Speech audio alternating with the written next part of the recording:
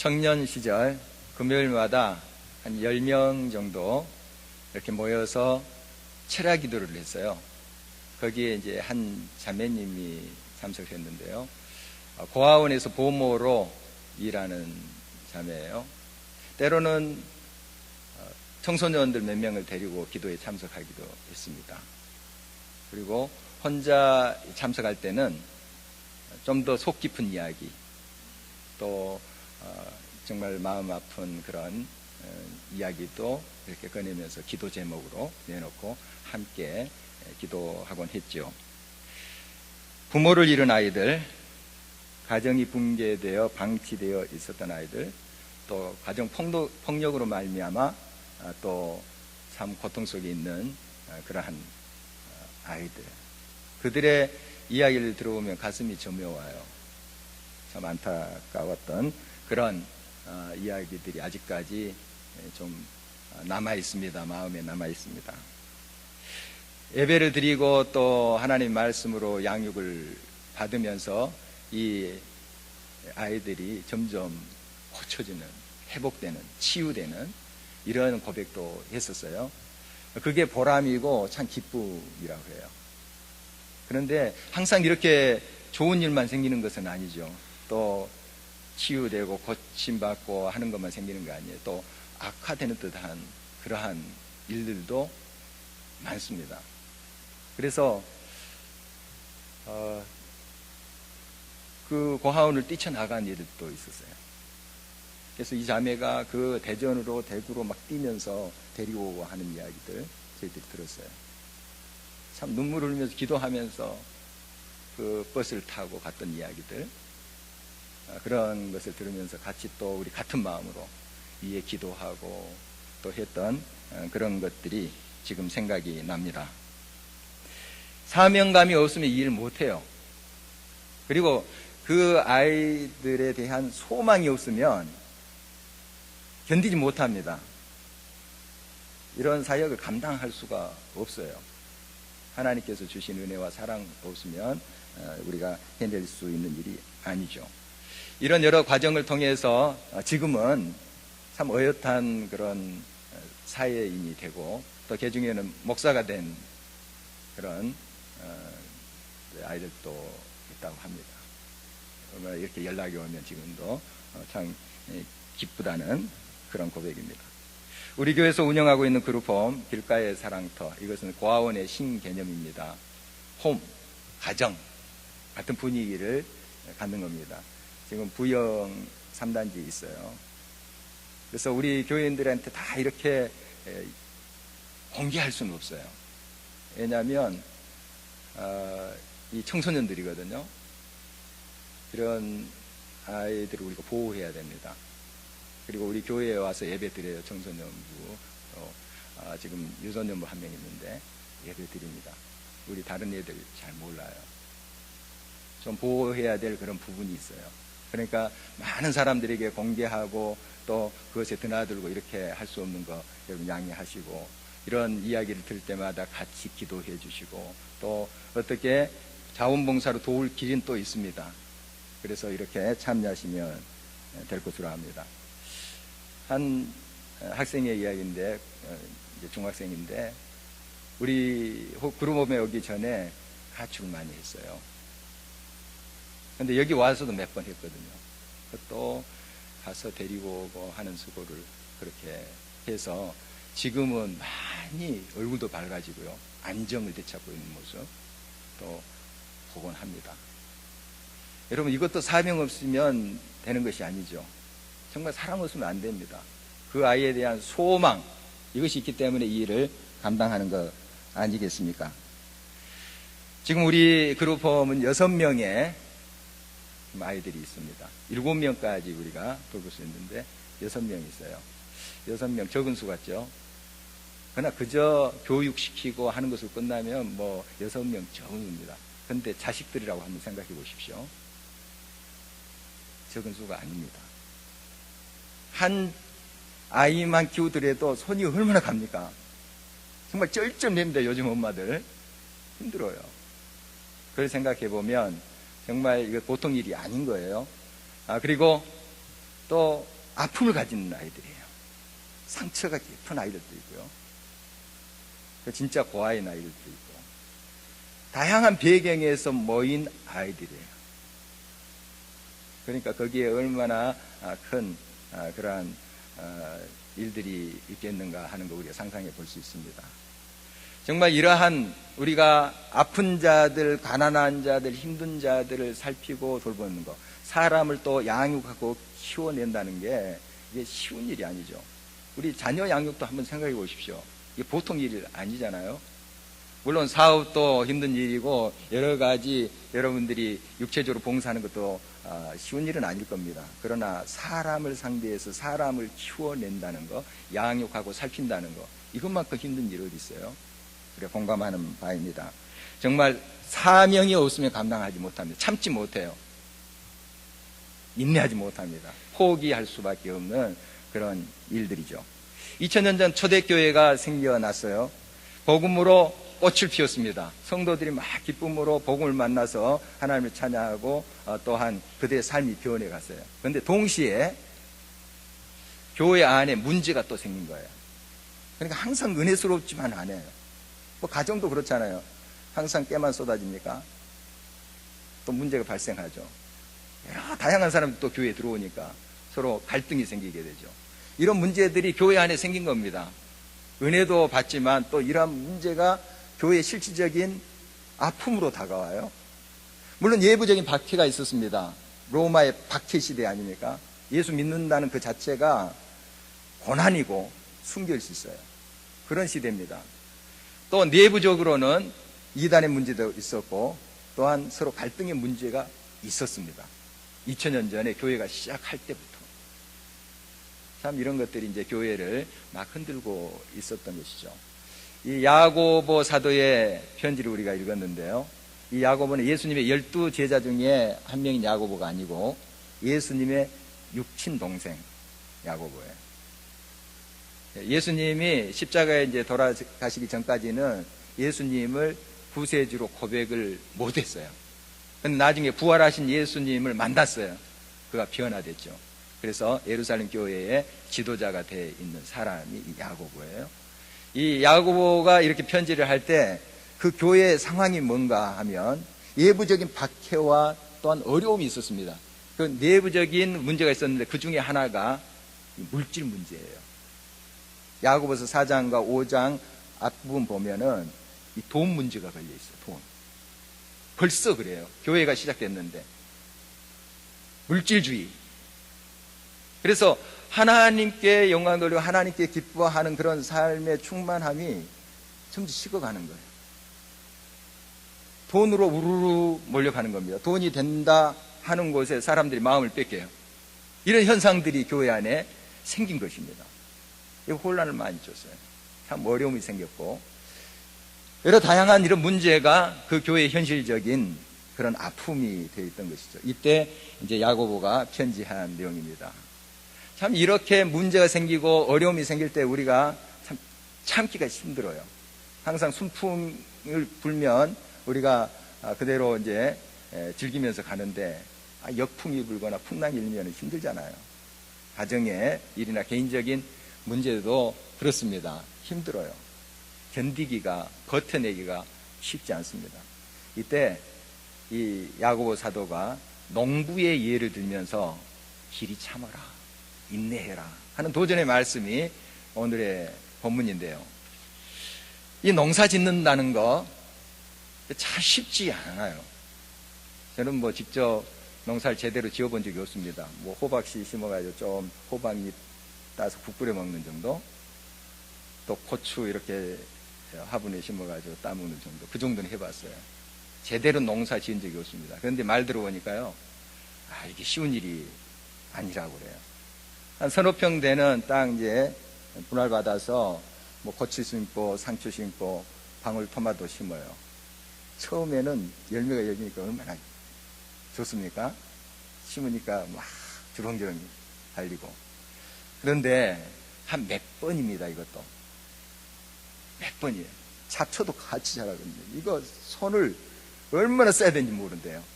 근데 쉽게 생각해서는 이거 감당할 수가 없는 거예요. 그래서 우리 교회 이제 집사님 중에 그걸 하고 있는데 요즘 손 났답니다. 몇 명 안 되는데도. 지난주에 이런 이야기 들었어요. 부부가 이제 교직에 평생 몸담고 있다가 이제 은퇴하셨어요. 그래서 그 퇴직금 같은 거 이제 모아서 시골에 땅 한 2,000평을 샀다고 그래요. 지금 저기 앉아 계시는데 허락도 안 받고 제가 이제 좀 말씀을 나눕니다. 정말 부인 이제 이렇게 약속을 했대요. 강가에 예쁜 집을 사서 이렇게 선물로 주겠노라고. 얼마나 멋집니까? 멋지죠. 그래서 이제 거기에다가 매실나무를 심었다지 않습니까? 돈이 된다니까. 잘 됐어요. 뭐 주렁주렁 열매 맺고 이제 돈이 보이는 거예요. 그리고 예쁜 집도 눈앞에 알아라는 거는 거예요. 강가에 예쁜 집. 그런데 이게 생각만큼 쉬운 게 아니잖아요. 그래서 결국 병났습니다. 병나셨어요. 지금 강가에 예쁜 집 없어요. 길가에 예쁜 마음만 남아 있습니다. 이게 쉽지 않아요. 농사가 쉽지 않습니다. 평생 교직에 계신 분이 어떻게 농사에 대해서 그렇게 많이 합니까? 연구는 많이 하신대요. 그래서 당장 소출이 막 달리니까요. 주변에 그 시골 사람들이 와, 이런 것도 있나 처음엔 놀란대요. 근데 오래 못 가는 거죠. 힘든 거예요. 참 이 농사 짓는다는 게 이게 인내가 필요합니다. 정말 길이 참아야 돼요. 그래서 농부의 이야기를 지금 비유 삼아서 하고 있는데요. 이 농부가 어떻게 참습니까? 길이 참습니까? 열매를 바라보기 때문에. 본 말씀 보니까 열매를 바라보며. 소망이죠, 소망. 소망을 바라보면서 그걸 참아요. 소망 없으면 우리 못 참습니다. 인내할 수 없어요. 결국 그 열매를 바라보면서 우리가 지금을, 어려움을 이겨가는 거거든요. 우리 예수님께서도 히브리서 12장 1절 3절의 말씀을 보면 십자가를 참으세요. 그 이유가 뭐냐면 앞에 있는 기쁨을 위하여. 어떤 기쁨입니까? 우리가 죄에서 구원받고 하늘 백성이 되는 그런 기쁨, 이걸 보시는 거예요. 그리고 이것을 성부 아버지께서 얼마나 기뻐하실까. 그 기쁨을 바라보면서 그 십자가의 모멸과 고통을 참으셨다는 거예요. 소망 없으면 못 참습니다. 아무리 인내심이 강해도 못 참아요. 여러분, 소망이 있는 사람이 참는 거예요. 곧 소망에 대한 믿음이죠. 믿음 없으면 무너집니다. 다 손을 놓게 되는 것이죠. 우리가 씨 뿌리면 가만 놔둬도 열매가 맺히는 게 아닙니다. 손이 얼마나 많이 가는지 몰라요. 우리 자식을 키운 것도 자식 농사라고 하잖아요. 진짜 손 많이 가잖아요. 뭐 그냥 놔두면 그냥 제대로 커가는 거 아니잖아요. 얼마나 많은 눈물의 기도와 사랑의 헌신이 그에게 필요한지 우리가 잘 알고 있습니다. 또한 이런 소망을 가진 자는 길이 참습니다. 참되 길이 참아요. 끝까지 참는 거예요. 여러분, 열매를 맺었다 해서 이제 됐다, 끝난 거 아니에요. 과락이 있어요. 열매가 떨어져요. 이때가 참 힘든 그런 시점인데, 됐다 안심하는데 이제 눈앞에 뭔가 보이는데 딱 일이 뒤틀려져 버립니다. 얼마나 낙담되겠어요. 여러분, 이것까지 참으셔야 돼요. 끝까지 수확할 때까지, 하나님께 영광 돌릴 때까지 길이 참으셔야 됩니다. 소망이 있는 사람은 참습니다. 자, 우리가 이렇게 열심히 일하고 또 모든 것을 다해서 농사를 지어도 때에 맞는 비가 안 내리면 다 물거품입니다. 그래서 이 농부가 이른 비와 늦은 비를 기다린다, 이런 말씀합니다. 이 이른 비는 10월에서 11월에 내린 비예요. 그러니까 이 밀 보리 같은 가을에 파종을 하잖아요. 그리고 이듬해 여름에 타자 그래요. 그러니까 이른 비는 11월, 10월 이 경에 내리는 거예요. 파종해놓고 비가 내려줘야 되잖아요. 그리고 늦은 비는 4월, 5월쯤에 한 번 더 내려줘야 돼요. 추수하기 전에. 딱 열매가 연그러지기 전에 한 번 비가 내려줘야 돼요. 그게 늦은 비예요. 때에 딱 맞게 내려줘야지 이 열매가 알찬 거예요. 근데 이 때에 맞지 않냐면 다 추수해놓고 널어놨는데 비가 와버렸어요.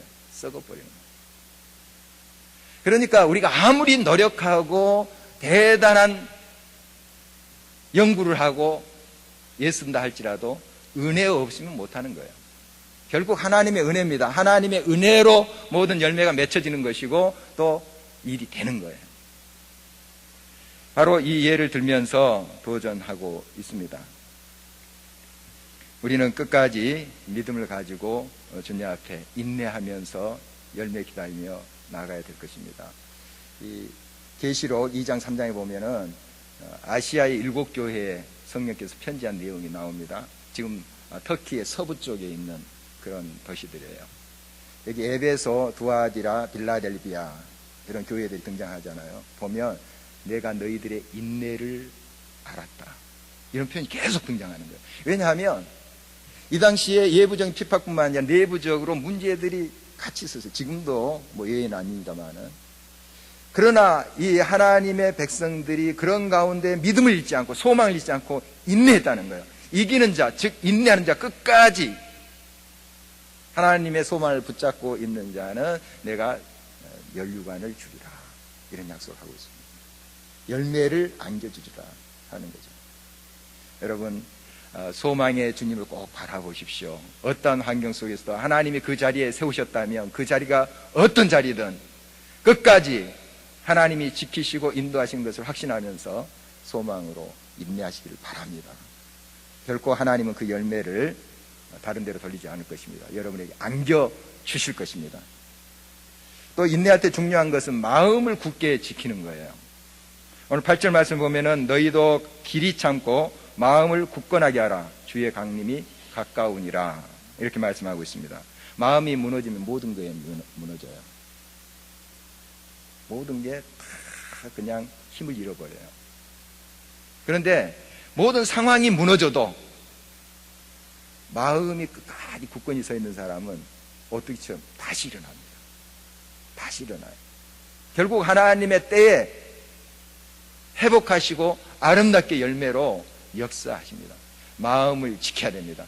그러므로 마음을 지키는 것이 성을 빼앗는 것보다 더 강하다 하는 잠언의 말씀처럼 우리는 마음을 늘 다잡아야 됩니다. 마음이 무너지면 안 됩니다. 무릇 지킬 만한 것보다 내 마음을 지키라고 또 말씀은 도전하고 있습니다. 이사야서 26장 3절 말씀을 보면은 주께서 심지, 즉 마음의 뜻, 심지가 견고한 자를 평강하고 평강하도록 지키시리니 이는 그가 주를 신뢰함입니다. 여러분, 마음을 지키는 거 각오해서 되는 거 아니에요. 마음 먹어서 되는 것 아니에요. 내가 마음 무너지지 않게 지키리라.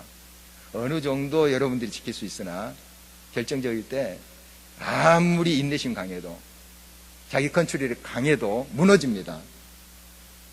누가 우리 마음을 지키는가? 주께서 지키십니다. 그러니까 평강에 이르도록 하시는데 그가 주를 신뢰합니다.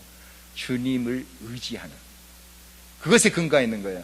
그래서 주님이 우리의 마음을 붙잡을 때 우리는 어떤 상황 가운데서 우리 마음이 무너지지 않습니다. 날마다 주님과 교제하고 교통하고 그 임재 앞에 우리가 있다는 것이 이만큼 중요한 거예요. 하나님이 내 마음을 주관하시고 지키실 때 우리는 굳건히 설 수 있습니다. 그 안에 평강이 있어요.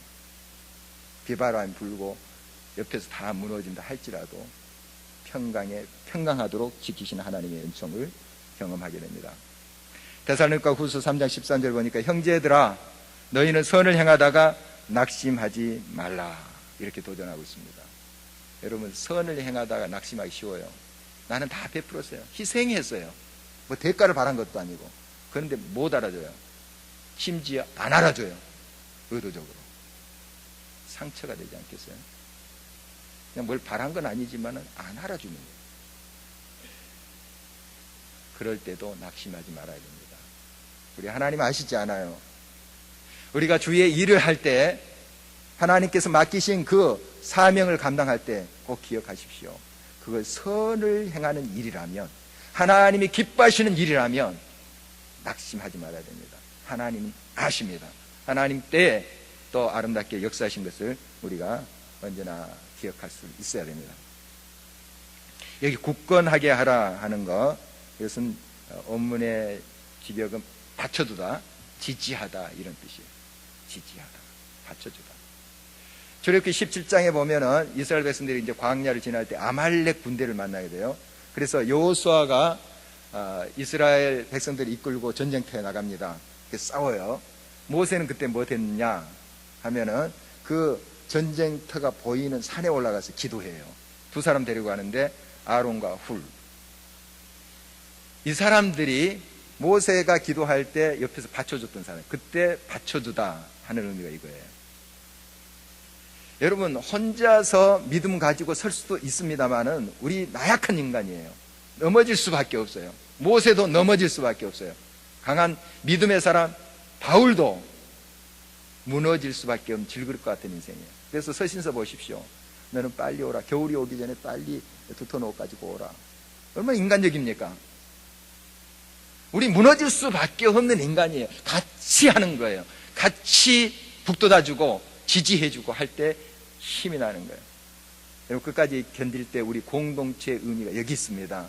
또 소그룹, 구역, 얼마나 중요한지 몰라요. 서로 기도 제목 나누고 서로를 위해서 기도하고 하는 것이 얼마나 우리에게 힘이 되는지 몰라요.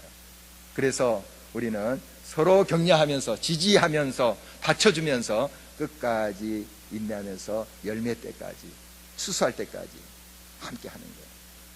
그래서 마음을 굳게 하여 든든히 설하고 도전하고 있는 것입니다. 길이 참지 못하는 사람의 특징이 있어요. 잘 참지 못하는 사람 특징, 원망입니다. 오늘 말씀 9절 보니까 형제들아 서로 원망하지 말라. 그리하여야 심판을 면하리라. 보라, 심판주가 문 밖에 서 계시니라. 문제 어려운 상황이 부닥칠 때에 우리 입에서 쉽게 나오는 게 원망이에요. 이 때문이다. 또 환경 탓해요. 얼마나 이것이 우리들에게 익숙한지 몰라요. 자기 자신을 살피면서 이때 다시 하나님 앞에 가까이 가야 되고 하나님을 붙잡아야 될 그런 시점 아닙니까? 그런데 남의 탓을 하고 있어요. 여러분, 잘 되는 집, 잘 되는 가게, 잘 되는 나라, 뭐 여러 공동체 다 똑같아요. 어떤 문제 생기죠. 서로 니 탓 하는 그런 공동체, 그런 모임 안 됩니다. 안 돼요. 적이 칼 들고 오기 전에 스스로 붕괴돼요. 자멸해요. 그 안에서 무너져요. 딱 건들면 여리고성처럼 와르르 무너지는 거예요. 그러나 잘 되는 집, 가게, 공동체 보십시오. 문제 있습니다. 물론 서로 허점들이 있어요. 그러나 그 문제 앞에 한마음 한돼서 한 덩어리에서 나가요. 싸워서 문제를 해결해요. 나중에 좀 시시비비를 가릴 수 있죠.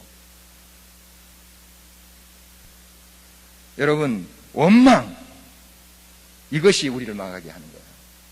가정도 마찬가지입니다. 교회 공동체도 마찬가지예요. 다 남의 탓이라는 거예요. 네 탓이라는 거예요. 여러분, 서로의 덕을 이야기합시다. 서로의 탓을 이야기하지 말고 덕을 이야기해요. 당신 덕에, 이 환경 덕에 내가 더 분발했습니다. 이 어려움 때문에 내가 더 하나님 앞에 간절해졌습니다. 하나님 더 붙잡게 되었습니다. 그래서 하나님의 은혜로 내가 여기까지 오게 된 것입니다. 이런 고백이 저와 여러분의 고백이 되시기를 간절히 바랍니다. 광야에서 이스라엘 백성들이 어떻습니까? 정말 원망으로 정철하잖아요. 뭐 기적이 일어났을 때는 그때뿐이에요. 할렐루야, 하나님 찬양하는 것 같은데 며칠 못 가요. 원망 불평하죠. 그래서 출애굽 1세대 여호수아 갈렙에 다 광야에서 죽었잖아요. 원망이 결과예요. 그래서 이 원망하지 말라. 그리하여 심판을 면하라. 이런 말씀 하잖아요, 지금. 이 말씀은 뭡니까? 원망의 결국이 뭐다는 걸 이야기하잖아요. 심판, 죽음이에요. 그래서 원망은 내가 망하기로 작정하는 거예요. 우리가 원망 대신에 정말 하나가 돼야 됩니다. 서로의 덕을 기하고 또 하나님 앞에 그 주신 은혜에 감사하면서 나아가야 돼요. 그래야 할 때 하나님께서 또 우리를 통해서 아름답게 세우시고 역사하신 것을 경험하게 될 것입니다. 길이 참의 그 삶의 본을 보여주는 그런 선진들이 우리들에게 많다는 것 참 복이에요. 은혜입니다. 오늘 이제 선지자들의 예를 들고 있는데요. 참 얼마나 환난과 핍박이 그들에게 많았습니까? 하나님의 말씀을 증거할 때에 많은 고난을 당했습니다. 특별히 에레미야 선지자를 보면은 참 기가 막힌 일들을 많이 당합니다. 요시야 왕 때에 그가 이제 선지자로 활동을 시작하는데요. 요시야는 그 유명한 종교개혁을 단행했던 왕이에요. 그가 이제 종교개혁을 하기 5년 전부터 이 에레미야가 활동을 시작하는데요. 심판을 경고합니다. 바벨론 북방에서 끓는 가마처럼 기울어져서 침입한다는 거죠. 심판을 경고해요. 그래서 이제 요시야 왕부터 5왕을 거쳐요. 이 사람이. 이제 요시야의 세 아들이 줄줄이 왕이 돼요. 마지막 왕까지 요시야 왕의 아들이에요. 시드기야. 그래서 요야스, 요아긴이 아들이고 요아긴이 잠깐 3개월 동안 해요. 손자입니다. 그러나 다시 아들 시드기야가 왕이 돼요. 그러니까 정말 훌륭한 왕입니다. 요시야. 종교개혁을 단행했고 그때뿐이었어요. 깜짝했어요. 하나님께 정신 차리고 정말 하나님의 뜻 안에 살자 하면서 일어났습니다. 그러나 아들 때 다시 무너져 버려요. 급격하게. 세 아들 다 왜 그렇게 똑같은지요. 그래서 나라가 망한 것 아니겠습니까? 이러한 모든 현장에 서 있던 사람이 이 예레미야예요. 그래서 그 나라가 기울어지고 무너지는 모습을 보면서 눈물을 흘리며 하나님께 부르짖었던 사람이 예레미야입니다. 40년을 사역을 해요. 그런데 그 40년 동안 뭐 존경받고 대우받고 그런 삶이 아니었죠. 계속 투옥당하고 또한 매맞고 40년을. 그게 사람의 힘으로 견딜 수 있는 거겠어요? 하나님께서 힘을 주시고 또한 하나님께서 함께 하시마 약속하셨기 때문에 그 하나님의 능력을 믿고 그 40년을 길이 견뎌가는 그의 모습을 보게 됩니다. 그의 고백대로 그가 이런 이제 말을 하고 있는 것을 예레미야 예가 3장 19절 23절에서 보게 되는데, 내 고초와 재난 곧 쑥과 담즙을 기억하소서. 내 마음이 그것을 기억하고 내가 낙심이 되오나 이것을 내가 내 마음에 담아두었더니 그것이 오히려 나의 소망이 되었사오면 여호와의 인자와 긍휼이 무궁하심으로 우리가 진멸되지 아니함이니이다. 이것들이 아침마다 새로우니 주의 성실하심이 크시도소이다. 그것도 잠시 낙담해요. 그러나 낙담하면서 주저앉질 않아요. 다시 눈을 들어서 약속의 그 주님을 바라보는 거예요. 그래서 그의 성실하심이, 하나님의 성실하심이, 인자하심이 그의 마음을 어루만져요. 고난당하지만 그 안에 참된 기쁨과 참된 의미와 참된 소망이 그에게 있었던 거죠. 그래서 40년을 길이 찾는 그의 모습을 보게 됩니다. 우리 신앙의 선배들 히브리서 11장 보면은 정말 이 소망을 가졌어요. 돌로 치는 것과 톱으로 켜서 순교를 당하는 사람도 있었어요. 여러 그러한 박해와 어려움 속에서도 꿋꿋이 소망을 가지고 믿음을 가지고 그 자리를 지키잖아요. 그래서 지금 하늘의 별처럼 우리 가운데 비치는 그러한 우리의 신앙의 선진들을 우리가 기억하고 있습니다. 여러분, 우리 주님의 약속을 꼭 붙잡고 소망으로 인내하면서 길이 찾는 저와 여러분 되기를 간절히 바랍니다. 욥의 인내는 정말 너무 유명합니다. 오늘 본문에도 또 등장하는데 정말 힘든 그 상황 속에서 끝까지 그는 하나님을 배반하지 않잖아요. 새 친구들이 와서 이야기합니다. 너가 죄를 지었기 때문에 이 고난을 당한다. 처음에는 위로하러 왔다고 막 정죄하는 거예요. 얼마나 그게 충격이 되겠어요. 아주 정말 믿었던 친구들인데 와서 이제 적이 되는 거예요. 그때도 안 무너져요. 가장 충격적인 발언이 뭐냐 하면, 아내가 있어요. 여배 아내가. 그 종교에 악창이 나서 막 기와장을 깨가지고 죽잖아요. 가려우니까. 죽지 못해서 사는 그런 모습 아닙니까? 이 모습 보면서 너무 한심한 거예요. 자기도 속이 터졌겠죠.